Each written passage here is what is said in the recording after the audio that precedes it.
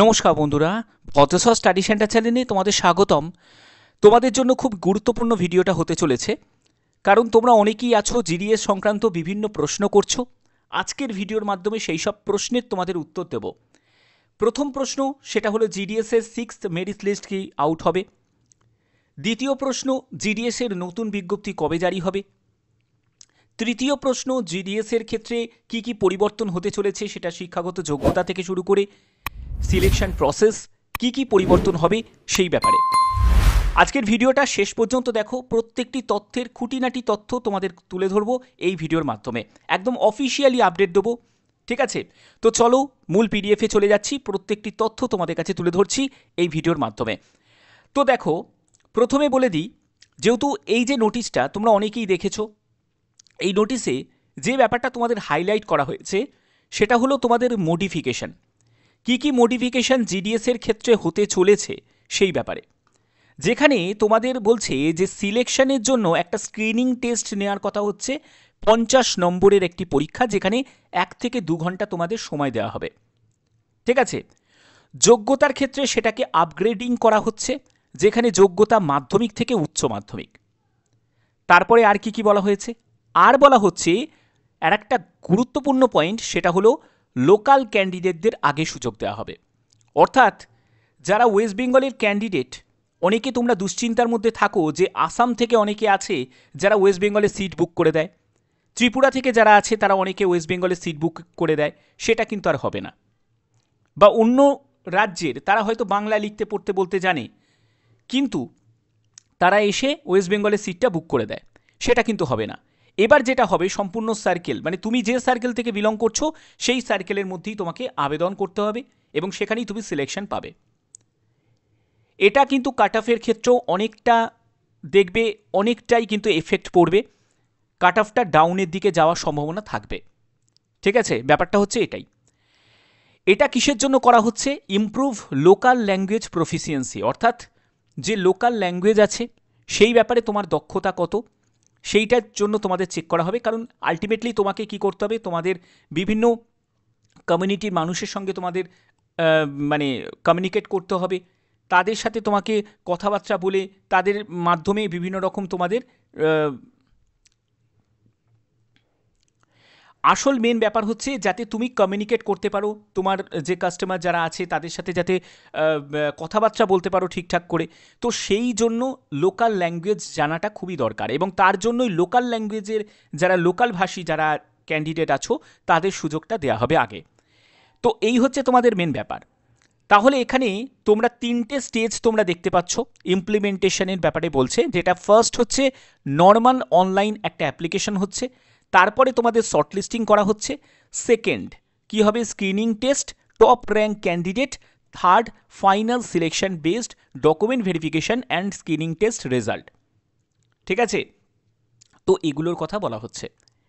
এবার দেখো, তোমাদের অনেকের একটা প্রশ্ন যাচ্ছে যে স্যার এক্সাম ভিত্তিতেই নিয়োগ করলেই তো ভালো হয়, কেন সেটা উচ্চ মাধ্যমিকের নাম্বার হোক বা 10th নাম্বার হোক, কেন নাম্বারের ভিত্তিতে কেন নিয়োগ করা হবে, নাম্বারের ভিত্তিতে নিয়োগের ব্যাপারটা বন্ধ করে দেওয়া হোক। ঠিক আছে, দেখো, যদি নাম্বারের ভিত্তিতে নিয়োগটাকে যদি বন্ধ করতে হয়, বা তোমাদের যদি পুরো ফাইনালি যে একটা পরীক্ষার ভিত্তিতে যদি সিলেকশন করতে হয়, তাহলে সেক্ষেত্রে অনেক কিছুই পরিবর্তন করতে হবে, তাদের বেতন পরিবর্তন করতে হবে। আমি আরও পরবর্তী জায়গায় যাব যে বেতনের ক্ষেত্রে কিছু পরিবর্তন আসবে নাকি, যেখানে দেখো large scale examination may not feasible under the current system, অর্থাৎ বর্তমানে এই লার্জ স্কেল এক্সাম নেওয়ার তাদের পক্ষে সম্ভব নয়। তার জন্য তারা বলছে যে আমরা একটা ছোট করে স্ক্রিনিং টেস্ট নেব, প্রথমে সিলেকশন হবে তোমাদের নাম্বারের ভিত্তিতেই, তারপরে তোমাদের স্ক্রিনিং টেস্টের জন্য ডাকা হবে, যারা যারা যোগ্য প্রার্থী যারা লিস্টে নাম থাকবে, মেরিট লিস্টে নাম থাকবে, তাদেরকে একটা স্ক্রিনিং টেস্ট নেওয়া হবে যেটা 50 নম্বরে।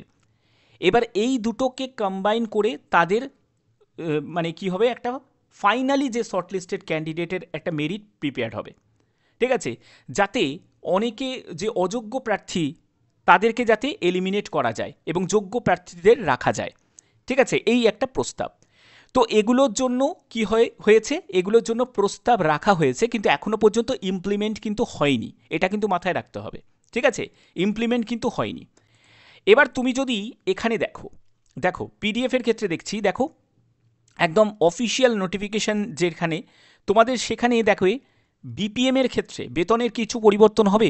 বিপিএমের ক্ষেত্রে বেতনের একদম সেই রকমই থাকবে, বেতনের সেরকম তোমরা কোনো পরিবর্তন সেরকম দেখতে পাবে না। দেখো 200, 300, 400 এতেতে কিছুই এসে যায় না। এবিপিএম ডাকসেবক সেগুলোর ক্ষেত্রেও তাই বলছি। এলিজিবিলিটি ক্রাইটেরিয়া হিসাবে তোমাদের এজ লিমিটের কি কোনো পরিবর্তন দেখতে পাবে না, এজ লিমিট একদম যা ছিল 18 থেকে 40 এটাই থাকবে। এজ রিল্যাক্সেশনে কোনো পরিবর্তন নো, এজ রিল্যাক্সেশন যেরকম ইডাব্লিউএসদের কোনো রিল্যাক্সেশন থাকে না, রিল্যাক্সেশন পাবে না। এসসি এসটিরা 5 বছর, ওবিসিরা 3 বছর, পিডাব্লিউবিডি ক্যাটাগরি থেকে যারা আছো তাদের 10 বছর, 13 বছর, 15 বছর ক্যাটাগরি ওয়াইজ রিল্যাক্সেশন পাবে।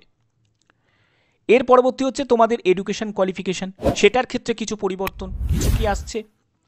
দেখো এডুকেশন কোয়ালিফিকেশনের ক্ষেত্রে কি বলা হচ্ছে, সেটা হলো তোমাদের সেকেন্ডারি স্কুল এক্সামিনেশন পাস, অর্থাৎ তোমাদের মাধ্যমিক যোগ্যতার ভিত্তিতেই কিন্তু তোমাদের মেরিট প্রিপেয়ার্ড হবে। অর্থাৎ উচ্চ মাধ্যমিক যোগ্যতার ভিত্তিতে যে হাইপটা উঠেছে, যে উচ্চ মাধ্যমিক যোগ্যতার ভিত্তিতে নিয়োগ করা হবে, সেটা মনে হয় না কোনো রকমভাবে পসিবিলিটি আছে। কারণ যেটা প্রস্তাবটা রাখা হয়েছে সেটাকে তো পাশ করতে হবে। যদি প্রস্তাবটা পাশ করে তার জন্য অফিসিয়াল কোনো আপডেট আসবে, যদি আপডেট আসে নিশ্চয়ই তোমাদের জানিয়ে দেবো। তো দেখো উচ্চ মাধ্যমিক যোগ্যতাতে কেন হওয়া সম্ভব নয়, কারণ উচ্চ মাধ্যমিকের ক্ষেত্রে বিভিন্ন স্ট্রিম আছে, যেমন হচ্ছে তোমাদের আর্টস আছে, সায়েন্স আছে, কমার্স আছে। এবার এগুলোকে একই রকম মার্কস কী করে রাখবে, এটা তো হতে পারে না, ঠিক না? কারণ সায়েন্সের যে ব্যাকগ্রাউন্ডে সে বলবে যে আমার এক্সাম তো অনেক টাফ হয়, আর্টসের যে সে বলবে যে আমার টাফ হয়, কমার্সের যে সে বলবে টাফ হয়, এরকম করে কি করে হবে? প্রত্যেকের যদি সেম সাবজেক্ট থাকে, সেটা কিসে, সেটা হলো মাধ্যমিকে। মাধ্যমিকে প্রত্যেকের সেম সাবজেক্ট থাকবে, কারুর আলাদা কোনো ব্যাপার থাকে না। তো তার জন্য মাধ্যমিক যোগ্যতাকেই কিন্তু রাখার সম্ভাবনা যেরকম আগে ছিল সেরকমই থাকবে 100%, এটাই বোঝা যাচ্ছে। ওকে, অর্থাৎ এর ক্ষেত্রে কোনো পরিবর্তন থাকবে না। লোকাল ল্যাঙ্গুয়েজ বলো বা যেইগুলো বলো, যা যা তোমাদের ক্রাইটেরিয়াগুলো দেওয়া হয়েছে সেগুলোই তোমাদের থাকবে। এবার আর একটা প্রশ্নের উত্তর আমি এই ভিডিওর মাধ্যমে তোমাদের দিয়ে দিই, যেটা হচ্ছে তোমাদের এই জায়গাটায় দেখো, তোমাদের আমি এটা নিয়ে একটা আলাদা করে ভিডিও দিয়েও ছিলাম যে মার্কশিট আপলোড করার অপশানটা যেন দেওয়া হয়, মার্কশিট আপলোড করার অপশানটা যেন দেওয়া হয়, এবছর থেকে যেন দেওয়া হয়। এটার জন্য আমি অনেককে বলেছিলাম যে তোমরা টুইট করবে, টুইট করার যে প্রসেস আমি সেটাও আমি ভিডিওতে দিয়েছিলাম। তোমরা যদি না দেখে থাকো তাহলে অবশ্যই আমার চ্যানেলে গিয়ে তোমরা সার্চ করে দেখে নেবে যে আমি এটার জন্য আমি বলেছিলাম যে তোমরা মেলও করো এবং টুইটও করো। ম্যাক্সিমাম যদি তোমরা টুইট করো তাহলেই কিন্তু মার্কশিট আপলোড করার অপশান পাবে। যে মার্কসের ভিত্তিতে তোমাদের চূড়ান্ত সিলেকশন করা হচ্ছে, কিন্তু সেই মার্কশিট আপলোড করার অপশান কেন দেওয়া হচ্ছে না অনলাইন আবেদন করার সময়? কারণ যা তোমাদের হবে সেটা তো ফর্ম ফিল আপ করার সময়ই দিয়ে দেওয়াটা উচিত, তাই না? কেউ নিজের মনের মতো করে একটা নাম্বার বসিয়ে দিল, তার মেরিট লিস্টে জায়গা চলে এলো, তারপরে ডিভিতে কী ঘটনাটা ঘটছে সেটা কি তুমি জানতে পারছো না আমি জানতে পারছি? কেউ জানতে পারছে? কেউ জানতে পারছে না। এটা তো হতেই পারে, অনেক ফেক ক্যান্ডিডেট ঢুকে যেতেই পারে, অনেক অসাধু মানুষও তো আছে, তাই না? তারা এই রিক্রুটমেন্ট সেলে কাজ করছে। তো তার জন্যই মার্কশিট আপলোড করার অপশানটা থাকাটা খুব দরকার, যেটার জন্য তোমরা অবশ্যই টুইট করো, মেল করো, ঠিক আছে? এবং কিভাবে করবে সেটার জন্য অলরেডি আমি ভিডিও দিয়েছি, যারা আমার পুরনো দর্শক তারা অনেকেই জানে, এবং এটা প্রত্যেকের করা উচিত, তোমাদের স্বার্থে বলছি, ঠিক আছে? এবার দেখো তোমাদের 6 মেরিট লিস্টের ব্যাপারটা কি। তোমাদের 5 নম্বর লিস্ট জারি হয়ে গেছে। এবার তোমরা অনেকেই অপেক্ষা করছো যে 6 লিস্টটা যদি প্রকাশিত হয় সেখানে আরেকটু কাট অফ হয়তো আমরা ডাউন দেখতে পাবো, কিন্তু তোমাদের এখানে বলেই দিয়েছে যে shortlisted candidate will be issued after 30/6/2025। দেখো ক্লোজ হয়ে যাচ্ছে, no further list shortlisted candidate will be issued after 30/6/2025, অর্থাৎ জুন মাসের 30 তারিখের পরে তোমাদের আর কোনো লিস্ট কিন্তু প্রকাশিত হবে না, যা লিস্ট প্রকাশিত হয়ে যাবে এর মধ্যেই। এবার সেটা হয়তো কিছু ডিলের কারণে হয়তো এদিক ওদিক হতে পারে, কিন্তু 5 নম্বর লিস্ট তোমাদের জারি হয়ে গেছে, এবং 6 নম্বর লিস্টের ক্ষেত্রে কোনো সম্ভাবনা নেই বলতে পারো, 6 নম্বর লিস্ট প্রকাশিত হওয়ার সম্ভাবনা নেই বলতে পারো, ঠিক আছে? তো 5 নম্বর লিস্ট পর্যন্তই তোমাদের এখানে এন্ড।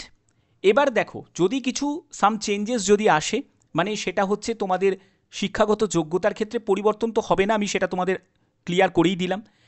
যেটা হওয়ার সম্ভাবনা রয়েছে সেটা হচ্ছে একটা স্ক্রিনিং টেস্ট হয়তো হতে পারে, সেটা কিন্তু সিলেকশন হওয়ার পরে। দেখো এই জায়গাটা কিন্তু তোমাদের মেনশন করে দিয়েছে আফটার সিলেকশন, অর্থাৎ সিলেকশনের পরে। প্রথমে সিলেকশন তারা মাধ্যমিকের নম্বরের ভিত্তিতেই করবে, তারপরে সেই যে সিলেক্টেড যেসব ক্যান্ডিডেট আছে তাদেরকে 50 নম্বরের একটা পরীক্ষা দেওয়ার কথা বলা হবে, যেখানে 1 থেকে 2 ঘন্টা তাদের সময় দেওয়া হবে। ঠিক আছে, তো এইগুলোই কিন্তু তোমাদের হবে। যেগুলো যেগুলো হবে আমি সেগুলো তোমাদের এই ভিডিওর মাধ্যমে ক্লিয়ার করলাম। আর যেগুলো যেগুলো হতে চলেছে বা যেগুলো তোমাদের হওয়ার জন্য একটা কিছু একটা প্রসেস চলছে, সেই ব্যাপারে যদি কোনো আপডেট যদি পেতে চাও তাহলে অবশ্যই বলবো চ্যানেলটাকে সাবস্ক্রাইব করে বেল আইকনটাকে অল করে রাখো, কারণ ভদ্রেশ্বর স্টাডি সেন্টার সবসময় তোমাদের জন্য অথেন্টিক জেনুইন ইনফরমেশনগুলো প্রোভাইড করে থাকে।